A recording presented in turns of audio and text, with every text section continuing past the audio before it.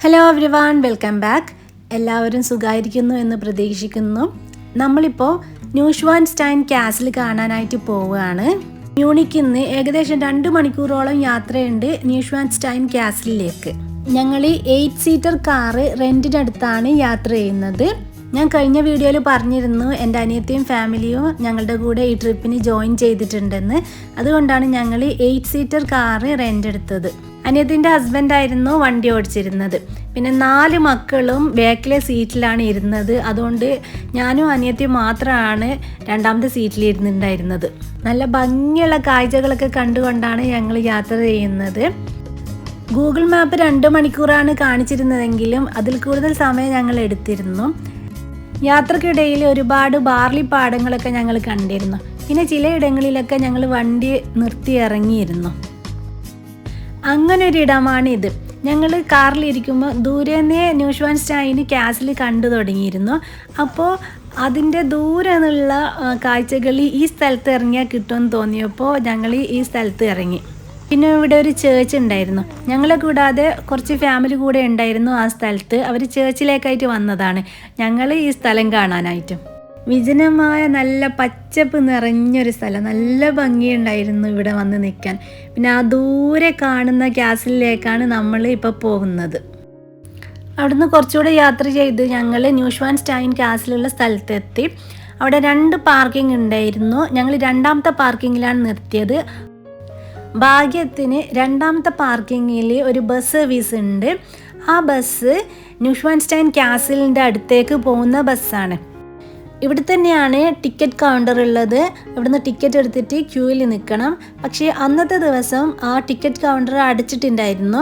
അപ്പോൾ ബസ്സിലെ ഡ്രൈവറിൻ്റെ അടുത്ത് നിന്നായിരുന്നു ഞങ്ങൾ ടിക്കറ്റ് എടുത്തത്. ബസ് നിർത്തുന്നത് കാസിലിൻ്റെ 400 മീറ്റർ മുമ്പേ ഉള്ള ഒരു സ്ഥലത്താണ്. ബസ് ഇറങ്ങിയപ്പോൾ ആളുകൾ 2 വഴികളിലേക്കായിട്ട് പോകുന്നത് കണ്ടു. ഒന്ന് ഒരിങ്ങനെ കുറച്ച് കയറ്റം ചെന്നൊരു വഴിയും ഒന്ന് ഇറങ്ങി പോകുന്ന വഴിയാണ്. അപ്പം ഞങ്ങൾ വിചാരിച്ചു കാസിലുള്ളത് ഈ കയറി പോകുന്ന വഴിയിലാണെന്ന്. അവിടെ ഉള്ളൊരു സ്ത്രീനോട് ചോദിച്ചപ്പോൾ മനസ്സിലായത് അതൊരു ബ്രിഡ്ജിലേക്കുള്ള ക്യൂ ആണെന്ന്. ഒരു വലിയ ക്യൂ ആയിരുന്നു. ആ ക്യൂ നിന്നിട്ടാണ് ഞങ്ങൾ ആ ബ്രിഡ്ജിലേക്ക് പോകുന്നത്. ഇത്രയും ക്യൂ നിന്നിട്ട് ബ്രിഡ്ജിലേക്ക് വരുന്നത് എന്തിനാണെന്ന് വെച്ചാൽ ഈ ഒരു കാഴ്ച കാണാനാണ്. കാസിലിൻ്റെ ഒരു നല്ല വ്യൂ ഈ ബ്രിഡ്ജിൻ്റെ മുകളിൽ വന്ന് നിന്ന് കഴിഞ്ഞാൽ കിട്ടും.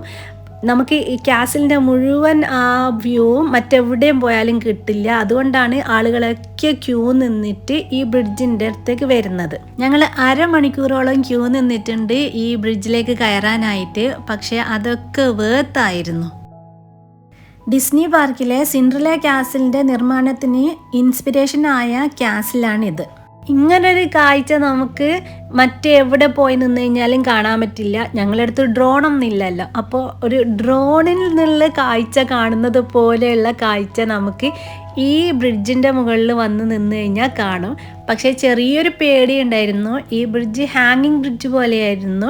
അതിങ്ങനെ ആടി കളിക്കുന്നുണ്ടായിരുന്നു. പിന്നെയാണെങ്കിൽ ഒരുപാട് പേര് ഈ ബ്രിഡ്ജിൻ്റെ മുകളിൽ നിൽക്കുന്നുണ്ട്. ഇതെങ്ങാനും പൊട്ടി വീണ് കഴിഞ്ഞാൽ അതാ താഴെ കിടക്കൂല എന്നുള്ളൊരു ടെൻഷൻ ഉണ്ടായിരുന്നു ഞങ്ങൾക്ക് എല്ലാവർക്കും. ഇവിടെ നിൽക്കുമ്പോൾ നമുക്ക് വേറൊരു കാസിലിൻ്റെ കാഴ്ച കൂടി കാണാം. പാർക്കിംഗ് നമ്പർ 2 നിൽക്കുന്ന സമയത്തും ഈ കാസിലിൻ്റെ കാഴ്ച കണ്ടിരുന്നു. ഇതൊരു വേറൊരു കാസിലാണ്. പാർക്കിംഗ് നമ്പർ 2 എന്നാണ് ഈ കാസിലേക്ക് പോകാനുള്ളത്. അത് ഒരുപാട് ഹൈക്ക് ചെയ്ത് പോകാനുണ്ടായിരുന്നു. അതുകൊണ്ട് ഞങ്ങൾ പോയിട്ടില്ല. അങ്ങനെ പാലത്തുനിന്ന് ഇറങ്ങി ഞങ്ങൾ ന്യൂഷ്വാൻസ്റ്റൈൻ കാസിലുള്ള സ്ഥലത്തേക്ക് നടന്നു. 400 മീറ്റർ ഉണ്ട് നടക്കാനെന്ന് പറഞ്ഞില്ലേ, അത് ഡൗൺ ഹില്ലാണ്. കുന്നിൻ മുകളിലുള്ള കാസിലേക്ക് കുന്നിറങ്ങിയിട്ടാണല്ലോ നമ്മൾ പോകുന്നതെന്ന് ഓർത്തപ്പോൾ എനിക്കൊരു ചെറിയ കൺഫ്യൂഷൻ ഉണ്ടായിരുന്നു. അപ്പോൾ എനിക്ക് മനസ്സിലായത് കാസിൽ നിൽക്കുന്നതിൻ്റെയും കുറച്ച് മുകളിലായിട്ടാണ് ഈ ബസ് സ്റ്റോപ്പ് വരുന്നത്. അതുകൊണ്ടാണ് നമ്മൾ കുന്നിറങ്ങിയിട്ട് കാസിലേക്ക് വരുന്നത്. ഇങ്ങനെ കുന്നിറങ്ങിയിട്ട് നമ്മൾ കാസിലേക്ക് വരുന്ന സമയത്ത് എൻ്റെ ചിന്ത മുഴുവനും തിരിച്ചു പോകുമ്പോൾ ഈ കുന്നൊക്കെ തിരിച്ച് കയറണ്ടേ ഈ ബസ് സ്റ്റോപ്പിൽ എത്താനെന്നായിരുന്നു. നമ്മൾ നടന്നിട്ട് കാസിലിൻ്റെ മുന്നിൽ എത്തിയിട്ടുണ്ട്. കാസിലിൻ്റെ ഭംഗി ശരിക്കും മനസ്സിലാവണമെങ്കിൽ നമ്മൾ ബ്രിഡ്ജിൻ്റെ മുകളിൽ തന്നെ നിൽക്കണം. ഇവിടെ നിന്നൊന്നും കാസിലിൻ്റെ ആ ഭംഗി അത്രക്കൊന്നും മനസ്സിലാകുന്നില്ല. കാസിലിൽ കയറാനുള്ള ടിക്കറ്റ് ഞങ്ങൾ ഓൺലൈൻ വഴിയാണ് എടുത്തത്. അതും കാറിലിരുന്ന് ഇങ്ങോട്ടേക്ക് വരുന്ന വഴിക്കാണ് എടുത്തത്. 4:40 ഞങ്ങൾക്ക് കിട്ടിയ ടൂറിൻ്റെ സമയം.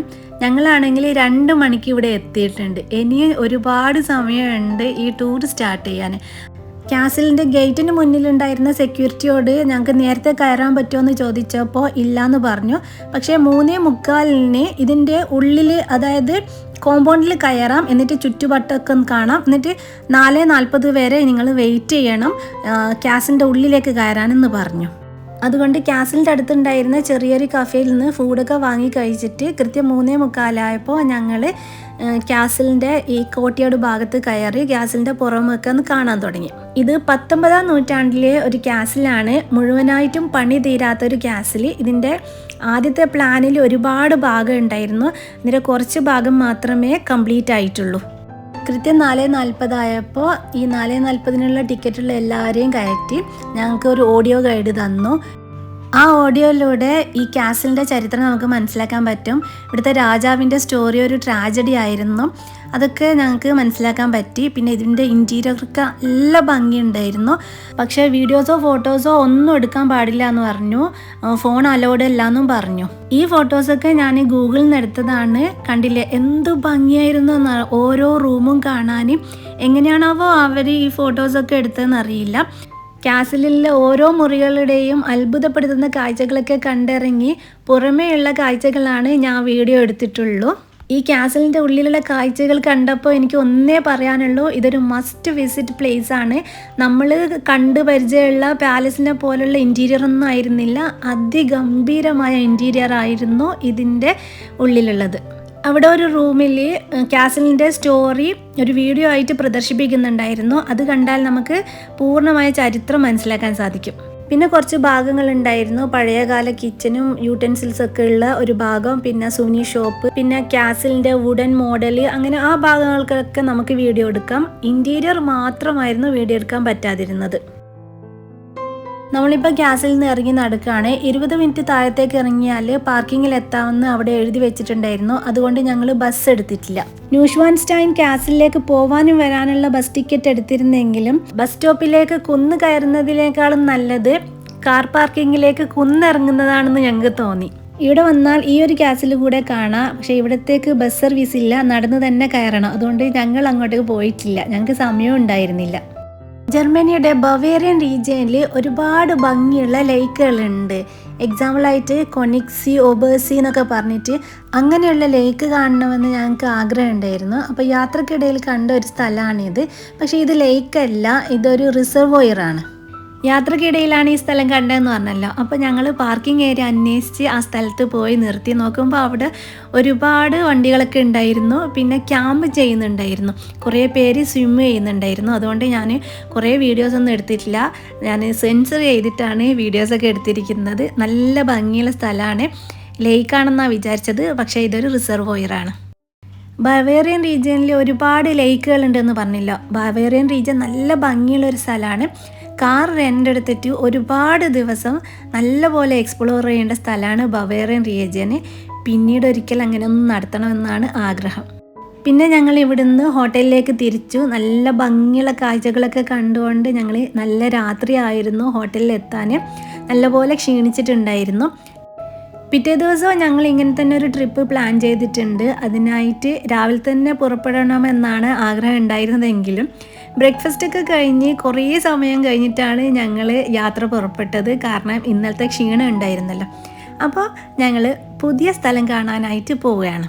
നമ്മളിപ്പോൾ ഓസ്ട്രിയയിലെ മൗണ്ടൻ വില്ലേജായ ഇന്നസ്ബ്രക്കിലേക്കാണ് പോകുന്നതെങ്കിലും പോകുന്നതിനിടയിൽ ഒരു പാലസ് ഉണ്ടെന്ന് റോഡിലൊരു സൈൻ ബോർഡ് കണ്ടപ്പോൾ ഞങ്ങൾ അങ്ങോട്ടേക്ക് പോവാമെന്ന് വിചാരിച്ചു. അപ്പോൾ ആ പാലസിലെ കാഴ്ചകളൊക്കെ നമുക്ക് കാണാം. അങ്ങനെ ഗൂഗിളിൽ ആ പാലസിൻ്റെ നെയിം അടിച്ചിട്ട് ഞങ്ങൾ വന്നു. പാർക്കിംഗ് ഏരിയയിൽ നിന്ന് കുറച്ച് നടക്കാനുണ്ട് പാലസിലേക്ക്. ആ നടക്കുന്ന വഴികളുള്ള കാഴ്ചകളാണ് ഇതൊക്കെ. ആ ദൂരെ കാണുന്ന സ്ഥലത്തു നിന്നാണ് പാലസിൽ കയറാനുള്ള ടിക്കറ്റ് എടുക്കേണ്ടത്. ലിൻഡർഹോഫ് പാലസ് എന്നാണ് ഈ പാലസിൻ്റെ പേര്.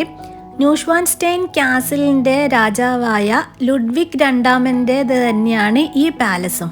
ലുഡ്വിഗ് രണ്ടാമൻ നിർമ്മിച്ച 3 കൊട്ടാരങ്ങളിൽ ഏറ്റവും ചെറിയ കൊട്ടാരവും പിന്നെ പണി പൂർത്തിയായ ഏക കൊട്ടാരവും ഇത് തന്നെയാണ്. ലുഡ്വിഗ് രണ്ടാമൻ രാജാവ് ഏറ്റവും കൂടുതൽ ജീവിച്ചത് ഈ കൊട്ടാരത്തിൽ തന്നെയാണ്. ഞങ്ങളുടെ സമയക്കുറവ് കാരണം ഞങ്ങൾ ഈ കൊട്ടാരത്തിൽ കയറിയിട്ടില്ല. പകരം ഇവിടെയുള്ള ഗാർഡൻ ഏരിയയിൽ നടക്കുകയായിരുന്നു. നല്ല ഭംഗിയുള്ള ഒരു ഗാർഡൻ ഏരിയ ആണ് ഈ കൊട്ടാരത്തിനുള്ളത്. ലുഡ്വിഗ് രണ്ടാമൻ ഒരു അന്തർമുഖനായിരുന്നു. അതുകൊണ്ട് തന്നെ ആളുകളുമായുള്ള സംസർഗം ഒഴിവാക്കാനായിട്ടാണ് കുന്നിൻ മുകളിലുള്ള ന്യൂഷ്വാൻസ്റ്റൈൻ കാസിൽ ഉണ്ടാക്കാൻ അദ്ദേഹം തീരുമാനിച്ചത്. ലുഡ്വിഗ് രണ്ടാമന് സ്വന്തം സമ്പാദ്യത്തിൽ നിന്നും പിന്നെ കടം വാങ്ങിയിട്ടൊക്കെ ആയിരുന്നു ന്യൂഷ്വാൻസ്റ്റൈൻ കാസിൽ ഉണ്ടാക്കാൻ തുടങ്ങിയത്. ആദ്യത്തെ പ്ലാനിൽ അതിഥി റൂമും പിന്നെ കുറേ ആളുകൾ വന്നാൽ കൂടാനുള്ള സ്ഥലവും അങ്ങനെയൊക്കെ പ്ലാൻ ഉണ്ടായിരുന്നു. പിന്നെ ഒരു പൊളിറ്റിക്കൽ ഇഷ്യൂ വന്നപ്പോൾ ആ പ്ലാനൊക്കെ ഉപേക്ഷിച്ചിട്ട് തനിക്ക് മാത്രമായിട്ട് ആ കാസിലിനെ മാറ്റുകയാണ് ഉണ്ടായത്. തൻ്റെ ഉപയോഗത്തിന് മാത്രമായിട്ടായിരുന്നു ആ കാസിലെ എല്ലാ ഇൻറ്റീരിയറും ചെയ്തിട്ടുണ്ടായിരുന്നത്, എല്ലാ റൂമുകളും ചെയ്തിട്ടുണ്ടായിരുന്നത്. 1869 ആ കാസിലിൻ്റെ നിർമ്മാണം ആരംഭിച്ചിരുന്നതെങ്കിലും അതൊരിക്കലും പണി പൂർത്തിയായിരുന്നില്ല. പിന്നീട് 1886 ലേക്ക് സ്റ്റാൻബർഗിൽ ലുഡ്വിഗ് രണ്ടാമൻ രാജാവ് മരണപ്പെട്ടതായിട്ട് കാണപ്പെടുകയാണ് ഉണ്ടായത്. അദ്ദേഹത്തിൻ്റെ മരണകാരണം ഇതുവരെ സ്ഥിരീകരിച്ചിട്ടില്ല. ആത്മഹത്യയാണെന്നാണ് പൊതുവെ പറയപ്പെടുന്നതെങ്കിലും കൊലപാതകമാണെന്നും പറയപ്പെടുന്നുണ്ട്. ലുഡ്വിഗ് രണ്ടാമൻ രാജാവ് മരണത്തിനു മുമ്പ് അറസ്റ്റ് ചെയ്യപ്പെട്ടിട്ടുണ്ടായിരുന്നു. റിലീസായതിൻ്റെ പിറ്റേ ദിവസമാണ് മരണപ്പെട്ടതായിട്ട് കാണപ്പെടുന്നത്. കൂടെ ഉണ്ടായിരുന്ന സുഹൃത്തും മരണപ്പെട്ടിട്ടുണ്ടായിരുന്നു. ഈ കഥകളൊക്കെ എനിക്ക് അറിയാൻ പറ്റിയത് ന്യൂഷ്വാൻസ്റ്റൈൻ കാസിലെ വിസിറ്റ് ചെയ്ത സമയത്തുള്ള ഓഡിയോ ഗൈഡിലൂടെയാണ്. പിന്നെ വേറൊരു കാര്യം, ന്യൂഷ്വാൻസ്റ്റൈൻ കാസിൽ അദ്ദേഹം നിർമ്മിച്ചത് തനിക്ക് മാത്രം ഉപയോഗിക്കാനായിരുന്നു. പക്ഷേ ഒരിക്കലും അദ്ദേഹത്തിന് അവിടെ താമസിക്കാൻ പറ്റിയിട്ടില്ല. അതായത് നിർമ്മാണം പൂർത്തിയാക്കിയിട്ട് അവിടെ ജീവിക്കാൻ സാധിച്ചിട്ടില്ല. അദ്ദേഹം മരണപ്പെട്ട് കുറച്ച് കഴിഞ്ഞപ്പോൾ തന്നെ ആ കാസിൽ പൊതുജനങ്ങൾക്കായി തുറന്നു കൊടുക്കപ്പെടുകയാണ് ഉണ്ടായത്. ആരെയും കയറ്റരുതെന്ന് വിചാരിച്ച് നിർമ്മിച്ച ഒരു കാസിൽ ഇന്ന് ലക്ഷക്കണക്കിന് ആളുകൾ കയറിയിറങ്ങുന്ന ഒരു കാസിലാണ്. അപ്പോൾ കഥകളൊക്കെ കേട്ട് ഈ പാലസിൻ്റെ ഗാർഡൻ ഏരിയ നിങ്ങൾ ആസ്വദിച്ചു എന്ന് പ്രതീക്ഷിക്കുന്നു. പാലസിൻ്റെ ഭാഗമായിട്ട് തന്നെയുള്ള ഒരു സുവനീർ ഷോപ്പിൽ നിന്ന് സുവനീർസൊക്കെ വാങ്ങിയിട്ടാണ് ഞങ്ങൾ തിരിച്ചു പോയത്. നിങ്ങൾ വിചാരിക്കുന്നുണ്ടാവും ലിൻഡർഹോഫ് പാലസിൽ വന്നിട്ട് അതിൻ്റെ വിശേഷങ്ങളൊന്നും പറയാതെ ന്യൂഷ്വാൻസ്റ്റൈൻ കാസിലിൻ്റെ വിശേഷങ്ങളാണല്ലോ പറഞ്ഞതെന്ന്. ന്യൂഷ്വാൻസ്റ്റൈൻ കാസിലിൻ്റെ സ്റ്റോറി കുറച്ച് ഇൻട്രസ്റ്റിംഗ് ആയി തോന്നിയത് കൊണ്ടും പിന്നെ ലുഡ്വിഗ് രണ്ടാമൻ രാജാവിൻ്റെ സ്റ്റോറി അതിൽ ഉൾപ്പെട്ടത് കൊണ്ടുമാണ് ഞാൻ ആ സ്റ്റോറി മാത്രം പറഞ്ഞത്. ലിൻഡർഹോഫ് പാലസിൻ്റെ ഇൻറ്റീരിയർ ന്യൂഷ്വാൻസ്റ്റൈൻ കാസിലിൻ്റെ ഇൻറ്റീരിയർ പോലെ തന്നെ അതിമനോഹരമാണെന്നാണ് എനിക്കറിയാൻ കഴിഞ്ഞത്. നിങ്ങൾക്ക് സമയമുണ്ടെങ്കിൽ അതിൻ്റെ ഉള്ളൊന്ന് കയറി കാണണം. പിന്നെ ഞാനൊരു മഞ്ഞ കളറിലെ കാസിൽ കാണിച്ചിരുന്നില്ലേ, അത് ലുഡ്വിഗ് രണ്ടാമൻ്റെ ബാല്യകാല വസതിയാണ്.